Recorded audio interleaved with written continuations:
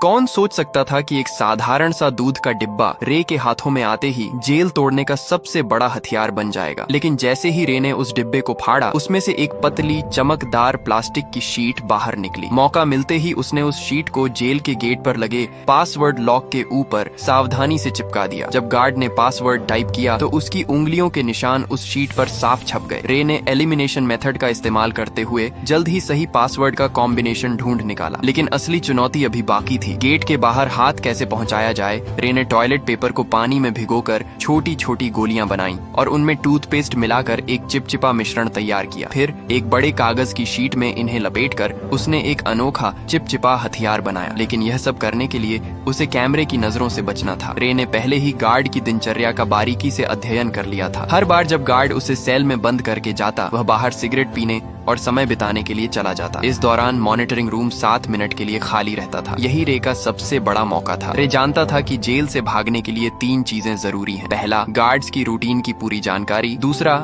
Jail के ढांचे का सटीक अंदाजा। और तीसरा, बाहर किसी भरोसेमंद साथी का होना। रे ने पहले 2 चीजों पर पकड़ बना ली थी। उसने जेल के पास एक कमजोर जगह भी ढूंढ निकाली थी, एक फायर स्टेशन जो जेल की दीवार से सटा हुआ था। रे के पास ब्लैक सेल की लोकेशन का भी पता था। सब कुछ दिमाग में सेट करने के बाद उसने अपने प्लान को अमल में लाना शुरू किया। उसने जानबूझकर एक कैदी पर हमला कर उसे घायल कर दिया। जैसा उसने सोचा था वैसा ही हुआ। गार्ड्स ने उसे सजा के तौर पर ब्लैक सेल में डाल दिया। जब गार्ड खाना देने आया, रे ने चुपके से कागज की गोली छोटी खिड़की के ताले में डाल दी, जिससे वह आसानी से खुल गई। पासवर्ड सिर्फ 4 अंकों का था, जिसे रे ने चुटकियों में क्रैक कर लिया। ब्लैक सेल से निकलते ही उसने मॉनिटरिंग सिस्टम को हैक कर 1 मिनट पुराना फुटेज चला दिया ताकि गार्ड्स को कुछ पता न चले। इसके बाद उसने फायर स्टेशन से जुड़ी वेंटिलेशन पाइपलाइन को खोज निकाला। जब गार्ड्स सिगरेट पीने में व्यस्त थे, रे उस पाइप के रास्ते रेंगता हुआ बाहर निकल गया। बाहर उसकी साथी पहले से ही तैयार थी। उसने एक छोटी कार में विस्फोट कर दिया, जिससे फायर अलार्म बज उठा। गार्ड्स ने सीसीटीवी फुटेज चेक की,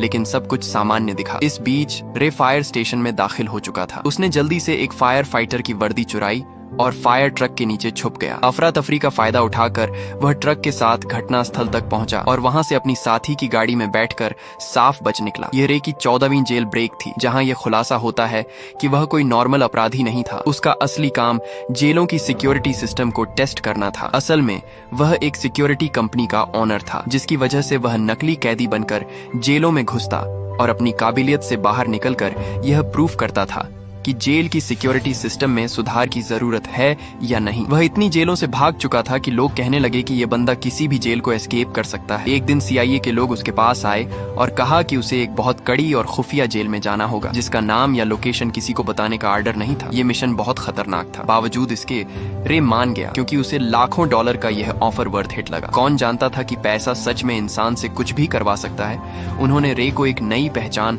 और एक सीक्रेट एग्जिट कोड दिया, जिसका इस्तेमाल वह अगर कुछ गलत हो तो भागने के लिए कर सकता था। जाने से पहले उन्होंने उसके शरीर में एक ट्रैकिंग डिवाइस भी लगाया। जल्दी ही वह दिन आ गया जब उसे जानबूझकर अरेस्ट होना था, लेकिन अचानक कुछ लोगों ने उसे अगवा कर लिया और इलेक्ट्रिक शॉक दे दिया। इससे पहले कि उसे कुछ समझ आता, उन्होंने उसके हाथ से ट्रैकिंग डिवाइस को निकाल दिया और उसे बेहोश कर दिया। जब उसकी आंखें खुली तो उसने खुद को एक अजीब सी जेल में पाया, जिसमें हर रूम कांच का बना हुआ था और वहाँ हर जगह कैमरे थे। उसके आसपास सभी कैदियों को भी ऐसे ही 24 घंटे सुपरविजन में रखा गया था। ये जेल पूरी तरह से हवा में लटकी हुई थी, जिससे कोई भी कैदी जमीन खोदकर भागने का सोच भी न सके। यह देखकर रे को तुरंत समझ आ गया कि वह एक बुरी सिचुएशन में फंस चुका है। वहाँ से जितना जल्दी हो सके निकलने के लिए उसने सीक्रेट कोड बोला, लेकिन जेल का जेलर एक टेढ़े दिमाग का आदमी निकला। उसने बिना कुछ सुने रे को फिर से बंद कर दिया। अब यहाँ ये राज सामने आता है कि जेलर किसी ऐसे आदमी से मिला हुआ था जो रे का दुश्मन था। कुछ देर बाद उसने देखा कि यहाँ के गार्ड्स पूरी तरह से हथियारों से लैस हैं और चेहरे पर काले मास्क लगाकर घूमते हैं, और गार्ड्स की संख्या भी कैदियों से कई ज्यादा थी, जिसकी वजह से उनका जब मन करता वे किसी को भी मारने या पीटने लग जाते। वहीं कैदियों को टॉर्चर करने के लिए एक भयानक कमरा बनाया गया था, जहां अंदर जाते ही तेज रोशनी से आंखें चकाचौंध हो जाती थीं। इसके अलावा वहां का तापमान भी बहुत ज्यादा था, लेकिन इसके बावजूद दर्द को सहते हुए रे जैसे तैसे पूरे कमरे की जांच पड़ताल करने लगा। तभी मुआयना करते हुए उसकी नजर फर्श पर स्टील प्लेट से जुड़ी कील पर पड़ी। उसी मोमेंट उसके दिमाग में एक आइडिया आया। बाहर निकलने के बाद उसने प्लान बनाना शुरू कर दिया। अब जेल से बाहर निकलने के लिए उसे किसी की सख्त जरूरत थी। जैसे ही उसने अपनी पहचान बनानी शुरू की, तभी टाइसन नाम का एक आदमी उससे दोस्ती करने आ गया। उसकी आंखों में अलग ही चमक थी। उसने सीधे पूछा, क्या चाहिए तुझे? रे ने भी कुछ नहीं छुपाया और सीधा कहा, मुझे एक चमकदार आयरन शीट चाहिए जो रोशनी को रिफ्लेक्ट करे, और अगर तुम मुझे यह लाकर देते हो तो हमारी दोस्ती पक्की समझो। इस पर टाइसन भी राजी हो गया। इसके बाद वह सीधा जेलर के पास पहुंच गया और उसे उल्टा सीधा कहने लगा, जिससे टेढ़े दिमाग का जेलर गुस्से में आकर उसे वाटर टॉर्चर देने लगा। हालांकि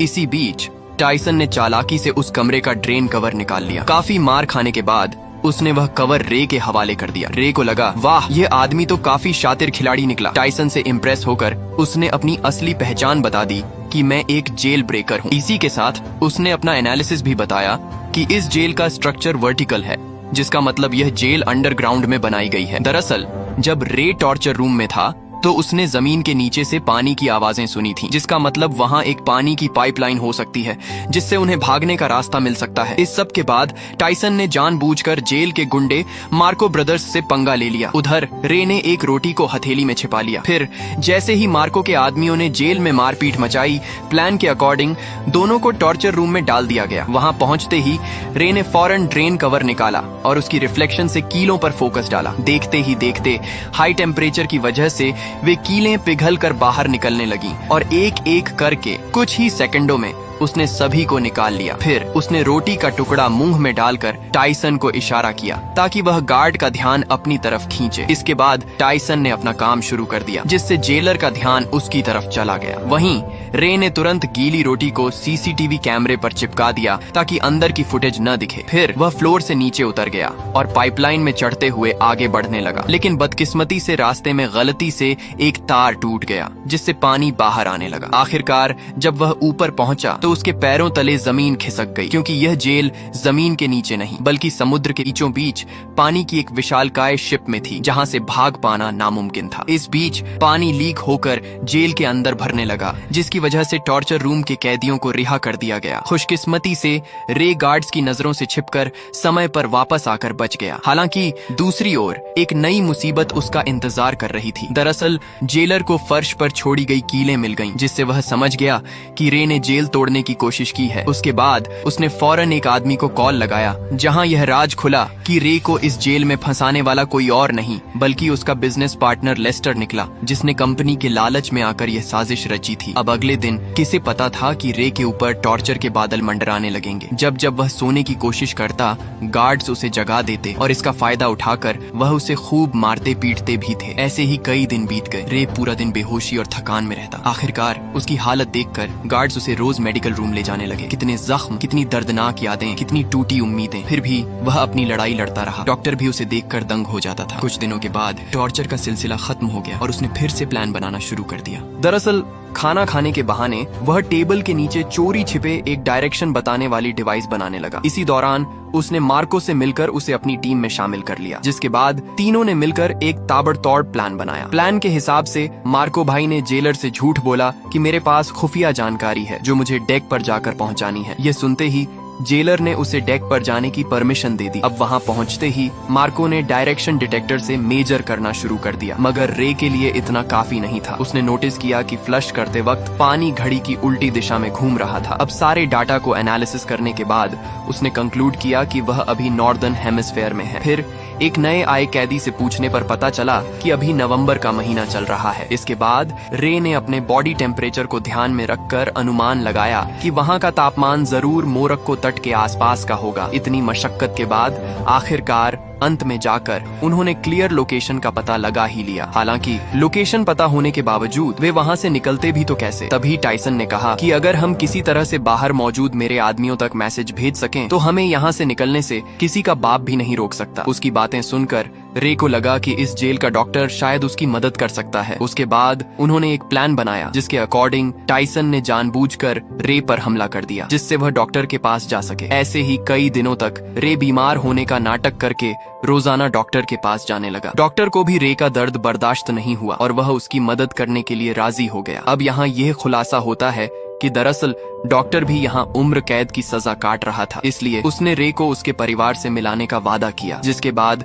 उसने गुप्त रूप से रे का मैसेज टाइसन के आदमियों को भेज दिया। सारी तैयारी हो चुकी थी। तभी रात को जेलर ने देखा कि रे दीवार पर कुछ टैप कर रहा है। असल में यह मोर्स कोड था, और जब जेलर ने इसे डिकोड किया तो लिखा मिला कि कल सुबह सी ब्लॉक में दंगा होने वाला है। यह देखकर जेलर के पसीने छूटने लगे। उसने तुरंत सी ब्लॉक में 3 गुना सिक्योरिटी बढ़ा दी। अब उसे कौन बताए कि यह तो रे का मास्टर स्ट्रोक था। असली दंगा तो उसके अपने ब्लॉक में होने वाला था, जहां सिर्फ 2 गार्ड्स ही बचे थे। अब जल्दी ही अगली सुबह 2 गैंग्स आपस में भिड़ जाते हैं। इस हंगामे का फायदा उठाकर रे, टाइसन और मार्को वहां से भाग निकलते हैं। तभी भागते भागते रे कैमरे के सामने आकर जेलर को चिढ़ाता है। गुस्से में आकर जेलर सभी गेट्स को बंद करवा देता है। फिर तीनों पाइपलाइन के रास्ते से जेल की छत की तरफ चढ़ते हैं। जब वे डेक के बिल्कुल पास पहुंचते हैं तो उनका रास्ता एक इलेक्ट्रॉनिक गेट से बंद हो जाता है, जिसे खोलने का बस एक ही रास्ता था कि पूरी जेल का पावर ऑफ कर देना। इस जोखिम भरे काम से सबको वापस पकड़ा जा सकता था। वहीं दूसरी तरफ जेलर ने मोशन डिटेक्टर के जरिए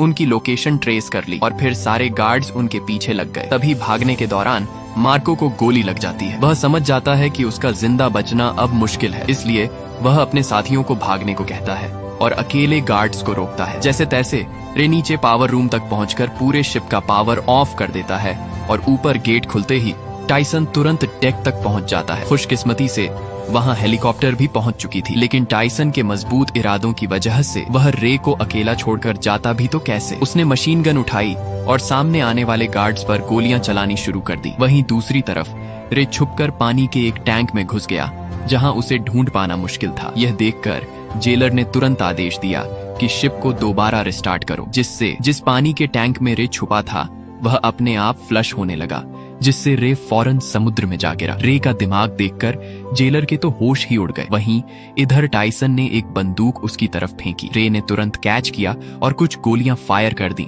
जिससे जेलर के पीछे रखे तेल के ड्रम फट गए। इसी के साथ जेलर की वही मौत हो गई। अब सब कुछ शांत हो गया और वे दोनों अफ्रीकन तट पर पहुंच गए। अचानक सामने से एक गाड़ी आई, जिसमें से एक लड़की उतरी। वह लड़की और कोई नहीं बल्कि जेसिका निकली, जिसने रे को यह मिशन का ऑफर दिया था। तब रे को पूरी बात समझ आई। ये सारा प्लान टाइसन की बेटी का था।